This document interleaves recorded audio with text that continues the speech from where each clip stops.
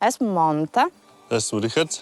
Mēs esam atpūtas vietas Ciemiņos saimnieki. Pirms 7 gadiem pieņēmām lēmumu atjaunot šos dzimtos laukus. Lai uzsāktu šo darbību, mēs piesaistījām līderu finansējumu no aizsaugas partnerības. Tas bija tāds sākuma atspēriens mums šeit. Man liekas, tā atslēga ir tajā, ka mēs jau no paša sākuma šo vietu veidojām ar tādu māju sajūtu. Gluži kā sev. Šo 7 gadu laikā mēs viesus nesaucam par viesiem, mēs viņus saucam par ciemiņiem. Mūsu koncepts jau ir tāds, ka faktiski šeit brauc cilvēki, kas grib aizbēgt no visa, kuriem prasās mieru, klusumu, ka neviena te nav, neviens netraucē, saimnieki nesteigā garām, kaimiņu nav, suņi var brīvi staigāties. Jā, starp citu, pagājušajā gadā izskaitīju, pie mums bija 45 suņi. Mēs nevaram apsolīt neko tādu, kas nav nekur citur.